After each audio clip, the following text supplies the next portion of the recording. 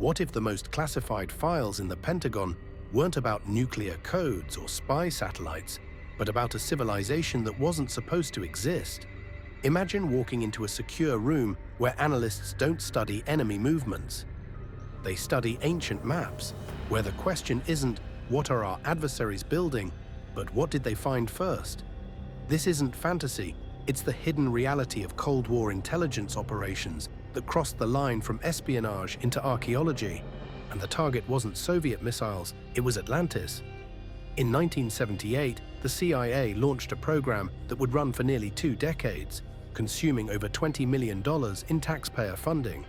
Project Stargate. Officially, it was designed to explore remote viewing, a psychic technique where trained individuals could allegedly perceive distant locations without physically being there.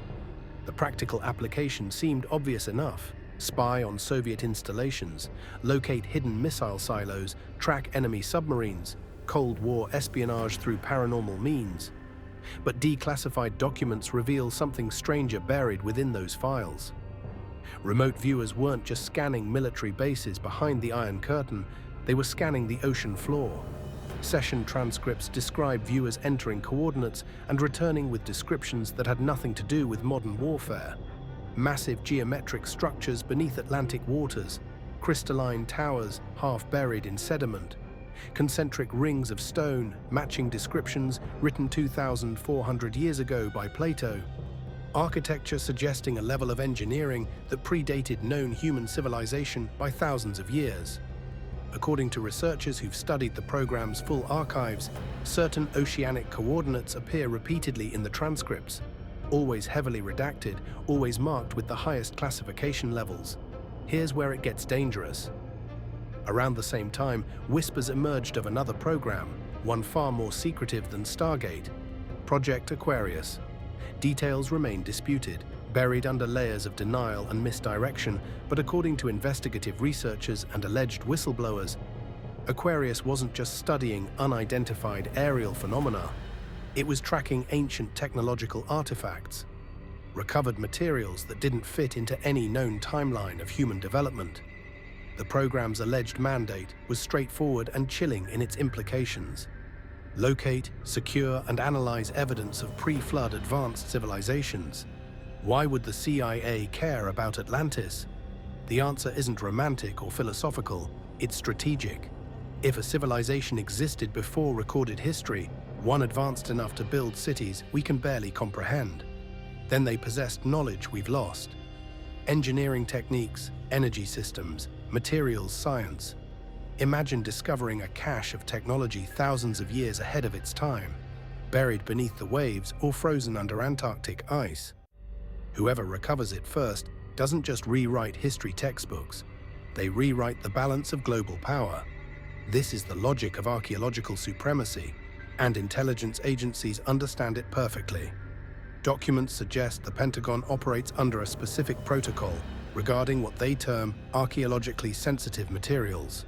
Translation: if something discovered threatens established narratives or provides strategic technological advantage, it disappears into classified storage, not destroyed, secured, because information is only valuable if you control who has access to it. And if Atlantis was real, if its ruins still exist, scattered across the ocean floor, then every nation with deep-sea capability is in a quiet race to find it first. But the CIA had an advantage other nations didn't. They had remote viewers who claimed they'd already seen it. Psychics who drew maps of structures that matched ancient descriptions with unnerving precision. Coordinates that led to real geographical anomalies. And when those locations were quietly surveilled using naval reconnaissance, the findings were immediately reclassified. The question became unavoidable: what did they see down there that required such extreme secrecy? The answer begins with the transcripts themselves, with what the remote viewers reported when they were sent to scan the deep Atlantic, and what happened when their visions started matching physical evidence that shouldn't exist.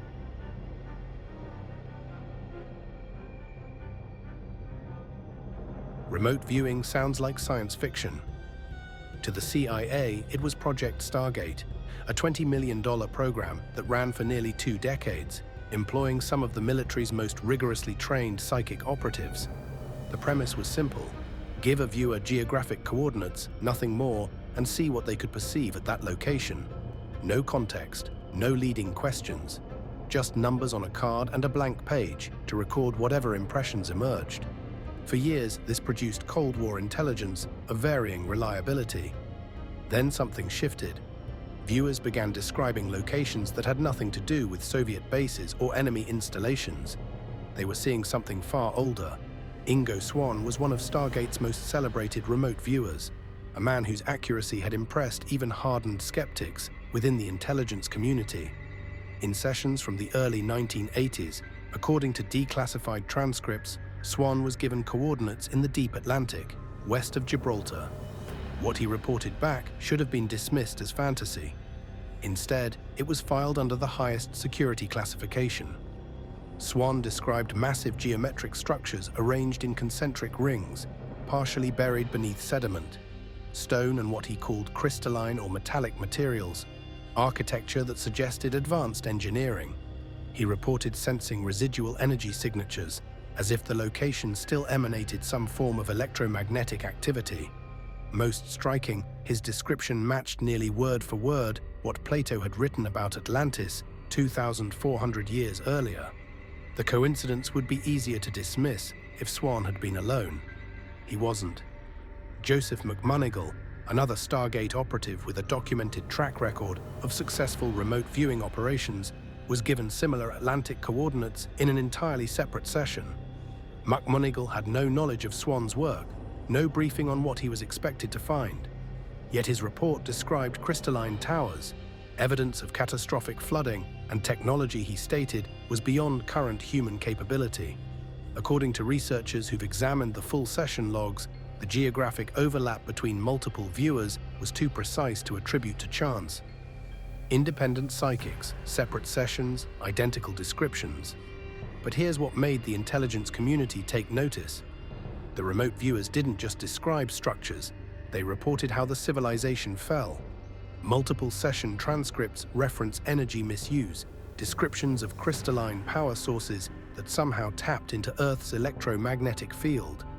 One viewer described what sounded like resonant frequency weapons, technology capable of manipulating matter through sound and vibration. The final notes from these sessions repeatedly mention the same phrase, catastrophic feedback loop. According to the viewers, this wasn't a civilization destroyed by war or natural disaster alone. It was a society that destroyed itself by mishandling forces it didn't fully understand. Remote viewing remains controversial. Skeptics dismiss it as pseudoscience, and the CIA officially shut down Stargate in 1995, citing lack of actionable intelligence. But declassified memos tell a different story. Internal documents suggest the program didn't end. It was reclassified under different project names, buried deeper within the intelligence apparatus, and the focus shifted, no longer targeting Cold War adversaries, but redirected toward what the CIA began calling archaeological strategic sites, locations of potential historical significance that might contain recoverable materials or knowledge. The transcripts that mention ancient sites or underwater archaeological targets remain the most heavily redacted documents in the Stargate archive. Certain coordinates appear again and again, always blacked out, always marked with notations suggesting follow-up action was taken. When researchers filed Freedom of Information Act requests for the unredacted versions, the response was consistent: national security exemption. Why would psychic impressions of ancient ruins require ongoing security classification decades after the Cold War ended? Unless those impressions led to something real. According to former intelligence officers who've spoken off the record, naval reconnaissance was dispatched to specific Atlantic coordinates based on remote viewing data. What those missions discovered remains classified, but the fact that they occurred at all suggests the CIA took the visions seriously enough to invest significant resources in verification. If the remote viewers were seeing nothing but imagination, why send submarines to check? If these buried truths are stirring something in you, hit subscribe and ring that notification bell, because what the Navy found at those coordinates connects directly to physical evidence that's been sitting in plain sight for over 50 years.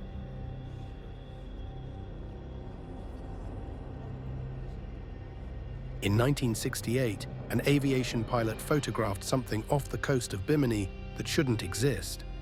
A perfectly straight formation of massive stone blocks stretching half a mile across the ocean floor, arranged with geometric precision that defied natural explanation.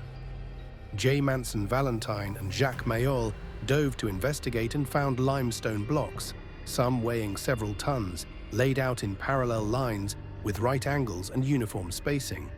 At 18 feet below the surface, clearly visible in the turquoise Caribbean water, lay what looked unmistakably like an ancient road or foundation. The discovery sent shockwaves through archaeological circles.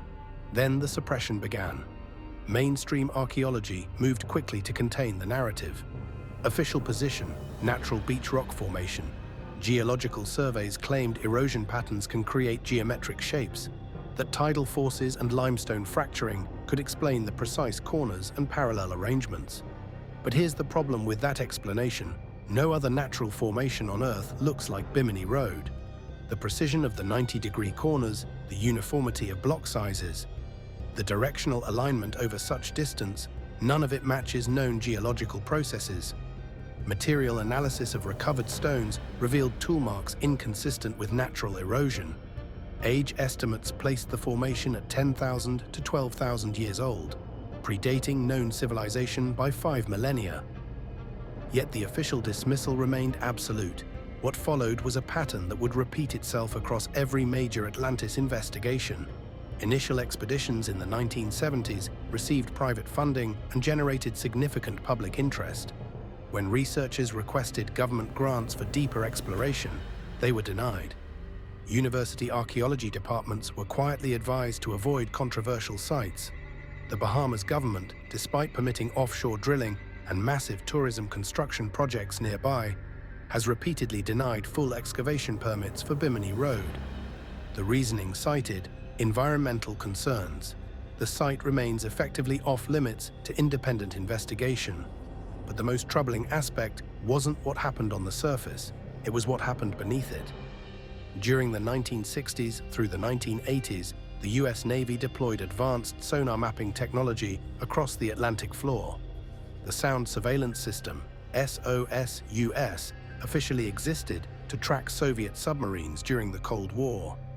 According to whistleblowers who worked within naval intelligence, the sonar detected far more than military targets. Reports classified under geological survey data described anomalous architectural formations across wide areas of the Caribbean and Atlantic seabed. When independent researchers requested access to these classified scans, the response was immediate: national security denial. Here's where the Stargate connection becomes impossible to ignore. The coordinates remote viewers provided in their psychic sessions. Several match-known sites like Bimini Road within a 50-mile radius. Researchers who've cross-referenced the declassified Stargate transcripts with Caribbean bathymetric data found overlap in at least 4 locations. Coincidence? Those waters remain restricted for ongoing naval exercises despite no visible military activity. Satellite imagery clearly shows geometric formations in the restricted zones. Independent sonar scans, conducted in the few areas where permission was granted, revealed right-angle structures extending far beyond what's visible from the surface. The pattern is unmistakable. Physical evidence exists. It predates known civilization. It displays engineering precision. And every attempt to study it fully encounters institutional resistance. Funding vanishes. Access is denied. Data is classified. If Bimini Road is just rocks shaped by waves, then full excavation would settle the debate forever. Instead, the site remains in limbo, photographed but never fully documented, studied but never completely understood, visible but perpetually out of reach. And if the Atlantic hides evidence of Atlantis in shallow Caribbean waters, what might be buried beneath the ice at the bottom of the world, where the suppression is even more absolute and the military presence even more inexplicable?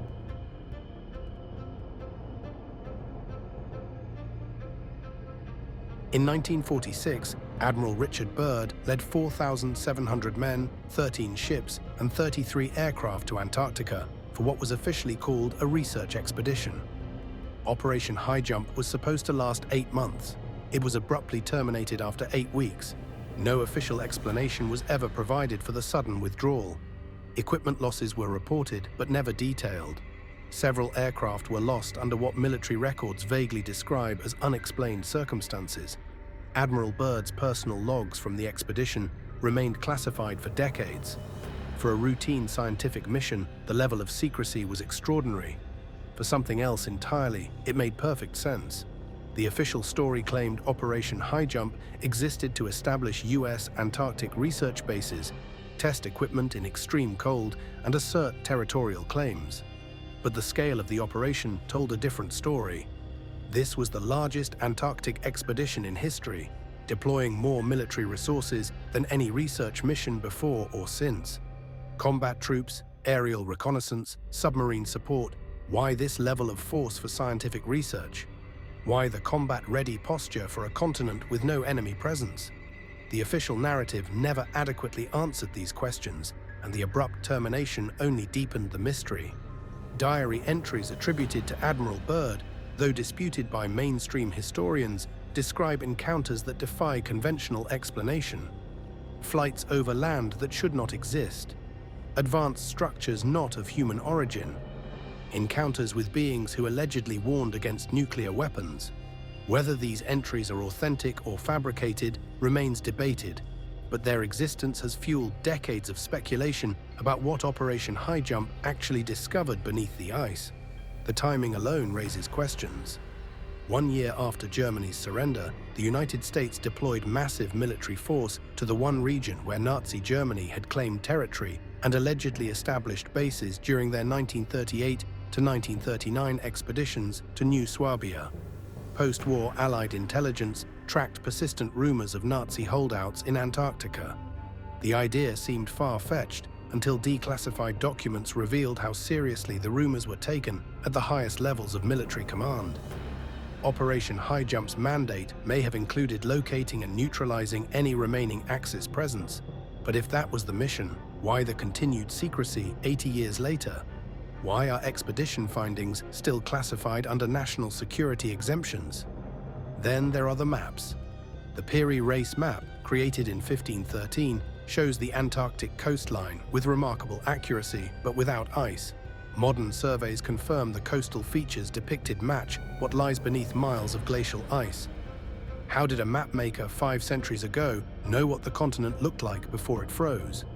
The map itself claims to be copied from older sources, possibly ancient charts predating known cartography by thousands of years. If accurate maps of ice-free Antarctica existed in antiquity, then civilizations capable of creating them existed when the continent was habitable, roughly 12,000 years ago, the same time frame Plato gave for Atlantis' destruction. Modern satellite imagery adds another layer to the mystery. Formations inconsistent with natural geology appear across the Antarctic interior. Pyramid-shaped peaks with precise angles, straight lines spanning dozens of miles, heat signatures from ice-free zones with no volcanic activity to explain them. According to independent researchers who've analyzed declassified satellite data, geometric anomalies appear in multiple locations across the continent. Requests for high-resolution imaging of these sites are routinely denied. Scientific expeditions attempting to reach anomalous formations face bureaucratic obstacles that effectively prevent investigation. Some researchers propose that Antarctica wasn't always frozen.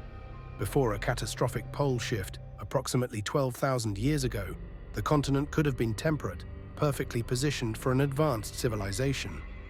If Atlantis was global rather than limited to the Mediterranean, then its outposts might still exist beneath the ice, preserved in a frozen tomb, waiting for technology advanced enough to reveal them.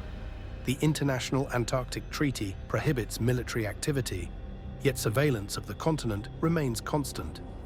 Scientists attempting research on controversial formations find funding denied and career prospects damaged. The continent remains the most restricted landmass on Earth, accessible only through heavily regulated government-approved channels. If Antarctica hides nothing, why the perpetual military surveillance? Why classify expedition logs from 1946? And why does the pattern of suppression around potential Atlantis evidence extend even to physical human remains that museums claim never existed?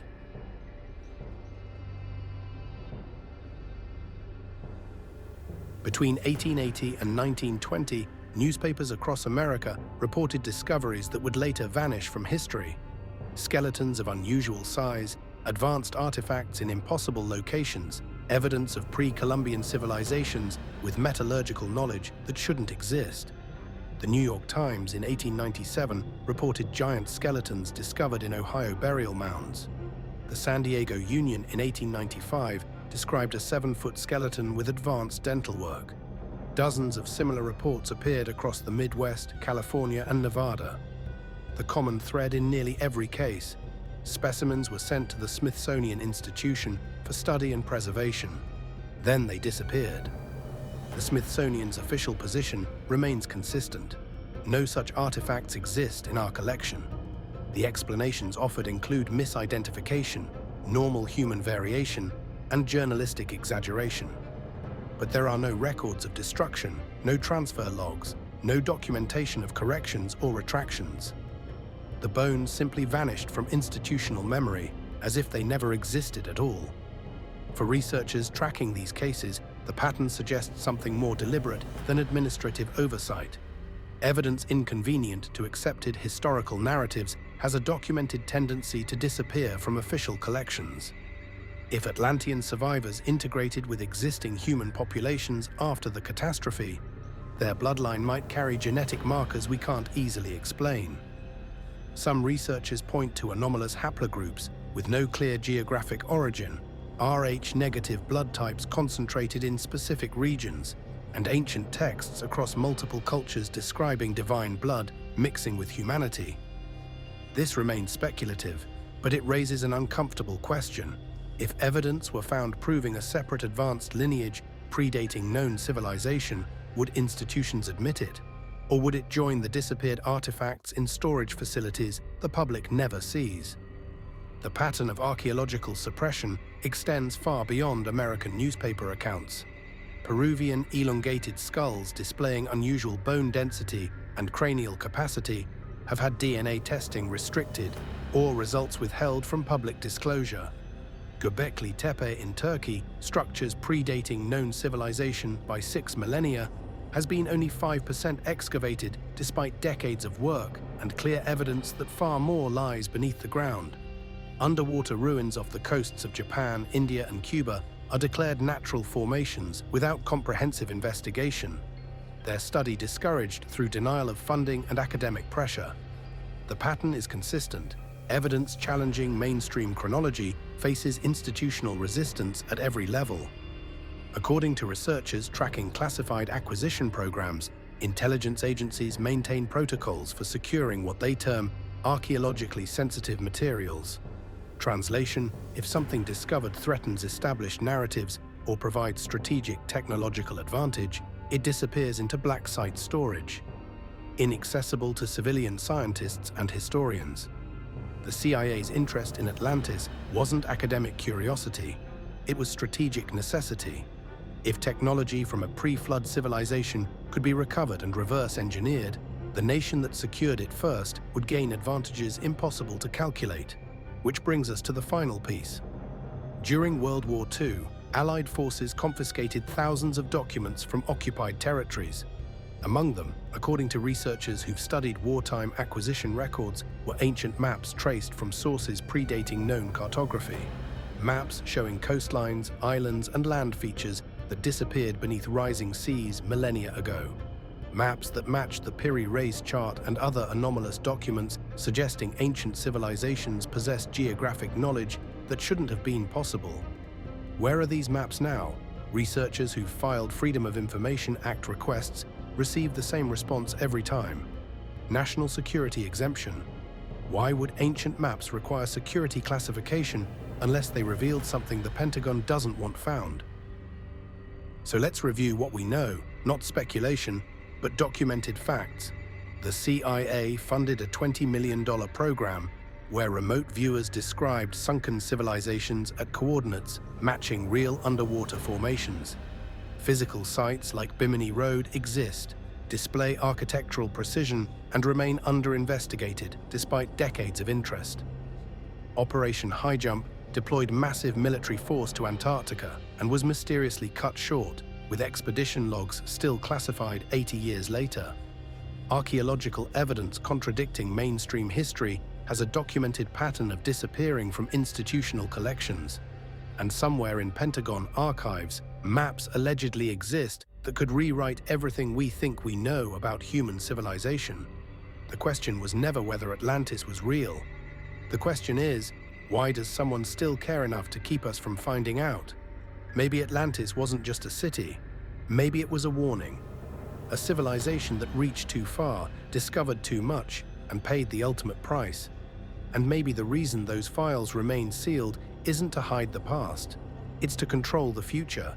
Because if Atlantis fell through misuse of technology we're only beginning to understand, then finding it means confronting the possibility that we're walking the same path. And perhaps that's the real secret locked in those Pentagon vaults, not just where Atlantis is, but what it became before the waters rose. What do you think is hidden in those classified files? Drop your theory in the comments below. If this investigation into forbidden history opened your eyes to something you never knew existed, hit that like button, subscribe to the channel, and turn on notifications so you don't miss the next buried truth we uncover.